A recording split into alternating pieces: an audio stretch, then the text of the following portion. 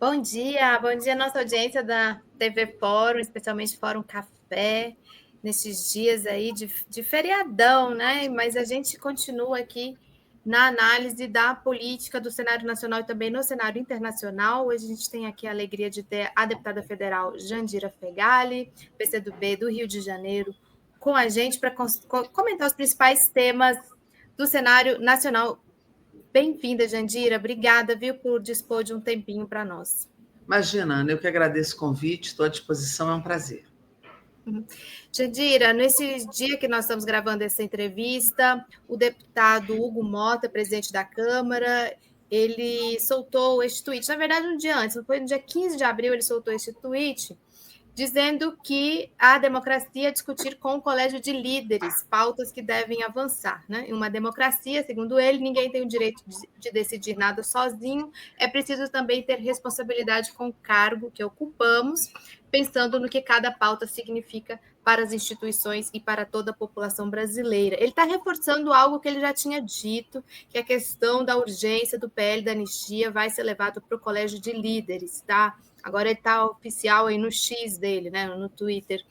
O que você acha? O que a bancada do PCdoB, a bancada e a base do governo Lula na Câmara dos Deputados e das Deputadas, como vocês têm analisado essa postura do Hugo Mota? O que você acha que vem de desdobramento aí depois do feriadão? Bom, primeiro, Ana, esse tema é da maior gravidade, porque ele envolve um conceito de relações democráticas, de civilização, de postura diante de tudo que aconteceu no Brasil e diante da história que o Brasil tem, né? Das outras anistias para outros ditadores, outros autoritários, outros torturadores, e que deram em novas tentativas de golpe várias vezes no país, né? Alguns com sucesso e outros não. Esse do 8 de janeiro não foi possível eles concluírem, porque houve uma reação ampla da sociedade brasileira, através das suas instituições, através dessa frente ampla que se formou em torno da democracia, e porque também não houve sustentação do comando de algumas das Forças Armadas, que também não viram apoio internacional para realizar. Então, é uma realidade que precisa ser enfrentada e precisa ser finalmente respondida com punição exemplar para esses que tentam desmontar a soberania do voto popular, destruir a democracia brasileira para se impor como um poder perpetuado a partir de uma ação violenta e de desrespeito às regras democráticas brasileiras. Quando vem o PL com essa proposta, isso só demonstra o seguinte: ele não tem nenhum respeito pela democracia. Segundo, eles estão tentando resgatar o candidato deles, que é o Bolsonaro. É a única pauta que o PL apresenta para a sociedade, a única. É a pauta da anistia. Eles não têm outra pauta. Eles obstruem pautas importantes para o povo brasileiro. Eles não conseguem debater outros assuntos, não têm outros temas para debater, exceto aumentar a pena, tentar desarmar a segurança do Lula, ou seja, é uma tentativa novamente de assassinato do presidente da República, e trabalhar com a pauta da anistia, um na Comissão de Segurança e outro na pauta geral. Eles têm tentado fazer isso. Os atos foram fiascos, não há um apoio majoritário da sociedade, a pesquisa bem demonstrou isso, que a maioria da sociedade acha que não pode ter anistia e tem a convicção de que Bolsonaro fez parte do comando do processo. Então, isso tudo coloca o presidente da Câmara numa situação difícil, que obviamente que ele sofre a pressão do PL, que é uma bancada grande, mas tem, por outro lado, um compromisso pelo discurso dele na posse com a democracia. Ele citou Ulisses umas 5 vezes, né? Falou que a ditadura dá nojo, não é? Ele tem conversado com o governo e com o STF, e tem conversado também com um conjunto de líderes, entre eles os líderes também do campo democrático e do campo da esquerda. Eu acho que o mais importante desse tweet dele é a parte final, quando ele diz: temos que ter responsabilidade com o cargo que ocupamos, pensando no que cada pauta significa para as instituições e para toda a população brasileira. Eu acho que aí ele passa uma mensagem cifrada, né, dizendo: olha, como é que vai fazer? Vai fazer uma crise institucional entre a Câmara e o STF? O STF está investigando, está julgando. Eles não estão preocupados com quem está na papuda, até porque para lá já foram oferecidos vários acordos, já tem muita gente libertada. O que eles querem mesmo é a anistia do Bolsonaro e dos militares de alta patente, que pela primeira vez podem ser punidos no Brasil. Qual é a perspectiva que eu vejo? Eu acho que não dá para a gente bater o martelo, Mas eu, pessoalmente, Ana, não vejo clima nem possibilidade de uma coisa dessa ser colocada em pauta. Muitos líderes têm estado em silêncio, então a gente não sabe a posição. Parte de bancadas assinaram o pedido de urgência, a gente viu, né? Eles entraram com o requerimento, mas eu não vejo clima, um mínimo de consenso, ou mesmo de maioria, para colocar uma pauta como essa nesse momento do Brasil. Eu, pelo menos, não enxergo assim. Eu queria te perguntar o seguinte: a gente ouviu falar de alternativas à SPL da anistia. Por exemplo, uma anistia ampla para todo mundo a partir do final do segundo turno, que aí pegaria pessoal que ficou também em frente aos quartéis. Vocês têm ouvido falar sobre isso na Câmara, essas alternativas? Como eles veem que está difícil, eles vão tentando construir, não é? Saídas. Mas o que eles querem mesmo é anistia para Bolsonaro e para esses militares. Eles não estão preocupados com quem está preso na papuda. Isso é o discurso. É a moça do batom. Isso é discurso para inglês ver, né? Porque, na verdade, o que eles querem mesmo é uma anistia que possa libertar Bolsonaro e transformá-lo em elegível, porque eles não têm candidato para substituir Bolsonaro, né? Dentro da linha mais dura deles. Então, é o que eles estão tentando. O que eu já ouvi dizer é apelar ao Supremo para alterar as dosimetrias das penas de quem está lá. Isso o Supremo, até onde eu tenho informação, já está fazendo. Já fez, já propôs vários acordos, já libertou um monte de gente. A maioria não está mais detida, a maioria já foi libertada e tem alguns lá que estão ainda em análise. Então, eu não vejo que o problema deles seja com o pessoal que está preso agora. O problema deles é usar esse discurso do coitadinho das idosas com Bíblia na mão, coitada da moça do batom que tem filho, coitado, para poder justificar um projeto que, na verdade, eles querem fazer, dar um alcance mais abrangente para resgatar o candidato deles. Certo. Olha só, nesse dia de hoje que a gente está gravando essa entrevista, o deputado Glauber Braga está completando uma semana de greve de fome. Inclusive, aqui na TV Fórum, o seu pronunciamento lá no Conselho de Ética foi projetado aqui, foi muito ouvido, muito elogiado. O seu, da Erundina, né, deputada Erundina, obviamente, também emocionou muito a todos e todas. Antes da gente falar propriamente do Glauber e da situação que ele está, eu queria te perguntar o seguinte: esse adiamento para depois do 21 de abril, do reinício, né, das sessões, pelo Hugo Mota, você acha que teve a ver com a invisibilização, tentativa de invisibilização da greve de fome do Glauber?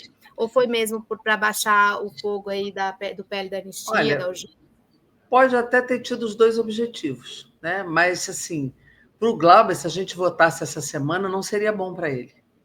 Nós precisamos de tempo para construir uma solução, né? Uma solução para ele, que ele possa aceitar e que ele mantenha o mandato dele, que é o esforço que a gente vem fazendo durante todo esse tempo, de criar uma alternativa que possibilite não se cometer uma brutal injustiça, uma brutal desproporção, o que abre um precedente gravíssimo para todos nós, para a democracia brasileira, para além de puni-lo por algo de forma que ele não mereça ser punido, né? O que ele...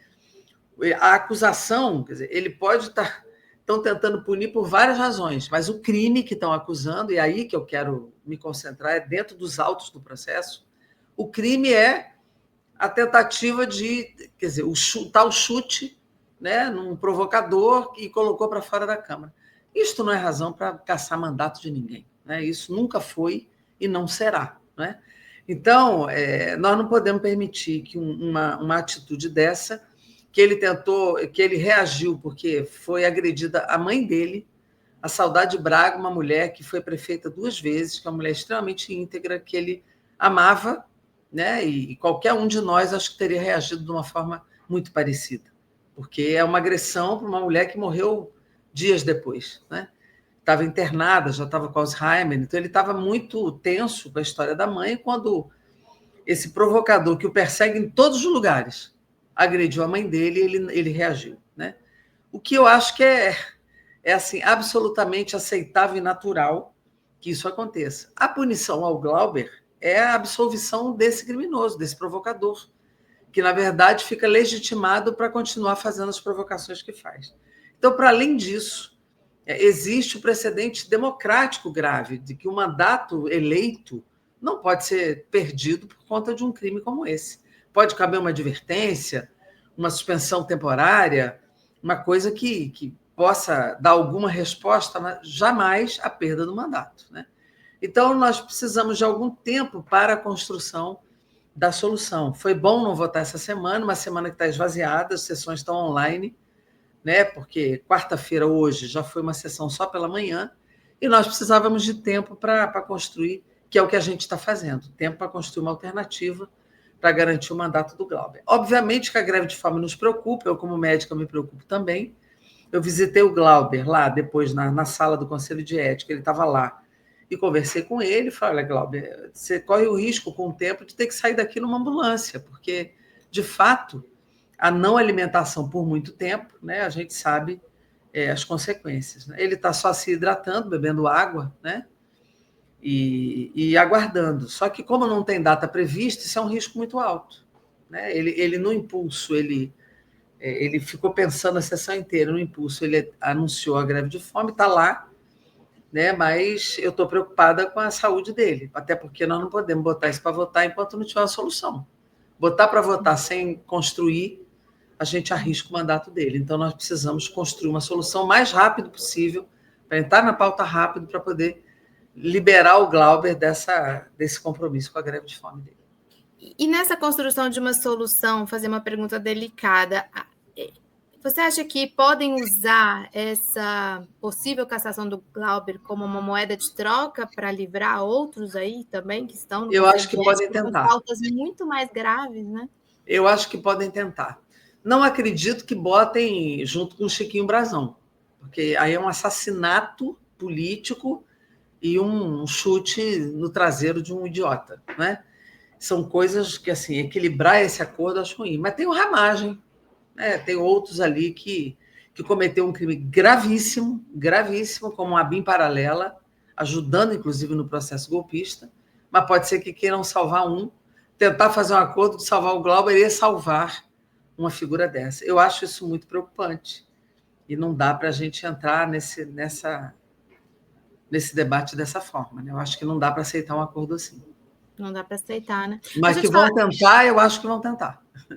A gente já observa, né? Sinais de que vão tentar usar aí como moeda de troca. Exatamente. Deixa eu te fazer uma outra pergunta rapidamente também sobre uma parlamentar do PSOL que recebeu aí um ataque transfóbico, né, do governo Trump, que foi a Erika Hilton. Ela teve o pronome masculino usado num visto para Harvard.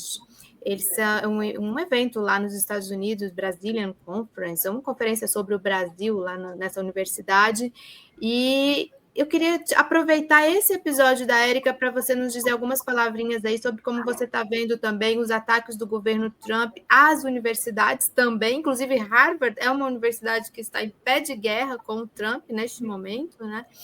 E toda essa ofensiva dele, que é diferente do Trump 1, né? Esse Trump 2 está pegando gente na rua, gente que tem green card, e mandando embora para os seus países, está fazendo ataque transfóbico, está cerceando a liberdade dentro da universidade. Isso é algo histórico, não? Nos Estados Unidos também. Primeiro, eu queria expressar a minha profunda solidariedade à Erika, que é uma mulher, né? Uma mulher que fez a sua transição no sentido social, político. A Erika Hilton, uma parlamentar líder, que foi líder do seu partido até agora em fevereiro.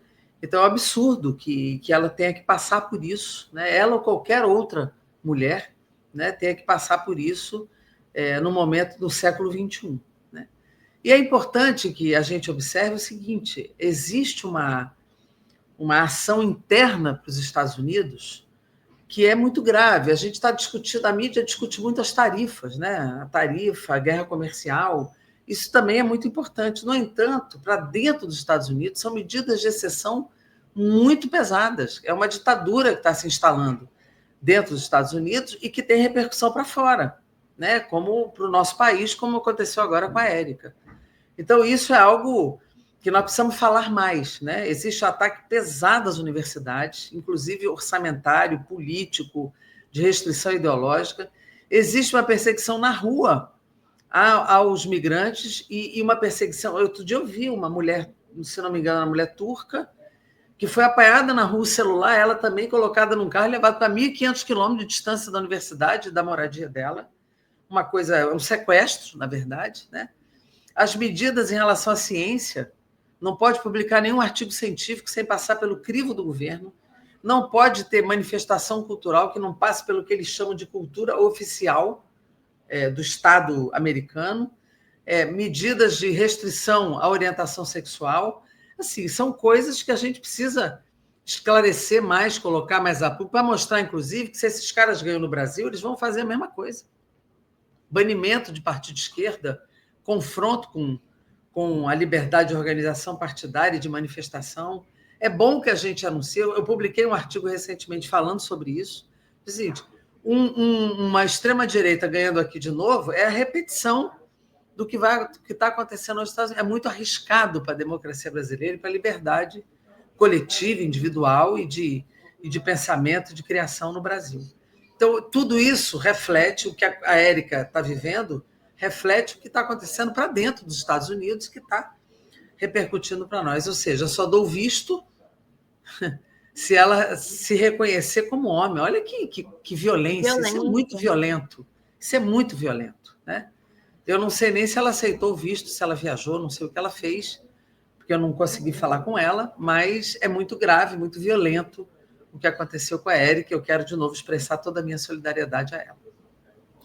Para a gente terminar, fazendo um comentário sobre essa questão dos Estados Unidos, uma das táticas do bolsonarismo, para além dessa questão do PL da anistia aqui, é justamente pedir apoio dos Estados Unidos, inclusive com mandato praticamente abandonado, né? Eduardo Bolsonaro abandonou o mandato aqui de deputado federal, é uma coisa impensável, né, para um parlamentar, para buscar apoio de uma interferência dos Estados Unidos para dentro do Brasil, para dentro do nosso sistema judiciário, da nossa democracia. Você acha que no próximo período pode se agravar essa relação aí dos Estados Unidos com o Brasil? Ou o bolsonarismo, o Eduardo Bolsonaro, está esperando demais algo que não vai vir dali? São os patriotas, né? Os chamados patriotas que vão pedir intervenção de outro país no nosso. Né?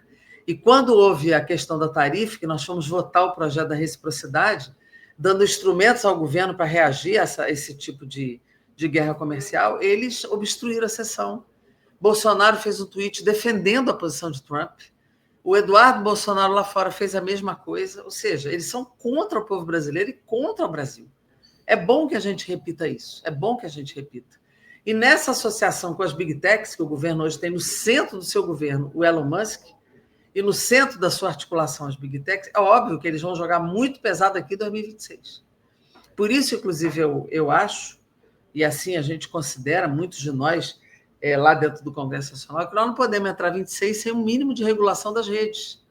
Essa é uma questão democrática, porque o Steve Bannon, ele declarou guerra ao Brasil. Ele disse que ia fazer uma sala de guerra para o Brasil, olhando para 26 para tentar nos derrotar e eleger Bolsonaro. Ele diz isso no vídeo dele. Né? Então, é óbvio que eles vão construir todo tipo de instrumentalização, de grana, de muito dinheiro, para tentar impactar o processo eleitoral do Brasil, tentar criar o que a gente chama das falsas notícias, usando inteligência artificial, criando coisas caóticas para impedir que o campo progressista de esquerda continue na liderança do país. Vão tentar reeleger a extrema-direita para repetir o que o Trump está fazendo.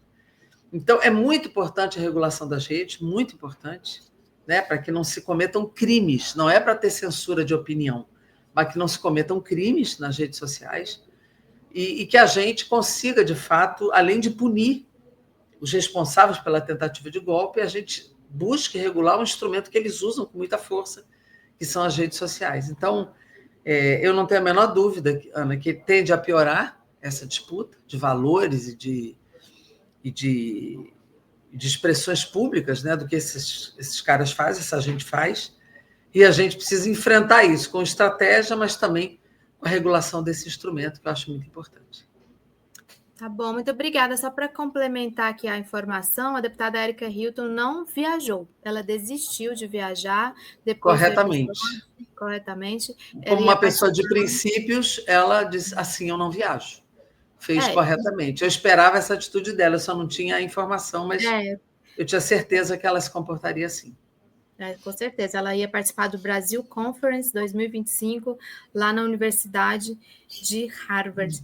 Agora Jandira, você vê como esses caras limitam o direito de ir e vir e a atuação política. Isso vira uma violência política de gênero. Isso é uma violência política de gênero que se acometeu sobre ela, né? Impediu que ela representasse o Brasil no evento internacional. Isso é uma coisa absurda e é inaceitável. Inclusive, era bom a gente ter ela lá, até para ela contar para a gente, né, como que está o clima lá em Harvard, nos Estados Unidos. É isso. Infelizmente, não. Ela e a Duda Salabert são as duas deputadas trans que nós temos na nossa Câmara dos Deputados e das deputadas, né? Jandira, muito obrigada pela sua participação. Eu te agradeço. Bom feriado para todo mundo, que todo mundo descanse, ganhe energia, que a luta é grande e nós vamos precisar de todo mundo. Beijo, Ana. Obrigada. Beijo, tchau. Gente, então essa foi mais uma entrevista que nós fizemos aqui pelo Fórum Café, neste feriadão de Páscoa e 21 de abril. Obrigada pela participação de todas e todos. É ruim não fazer ao vivo, porque não dá para ter aquela troca com o chat, mas vocês podem deixar seus comentários, sugestões, questionamentos, que a gente fica sempre de olho aqui, tá bom? Para poder dar um retorno. Então, um abraço e até o próximo Fórum Café.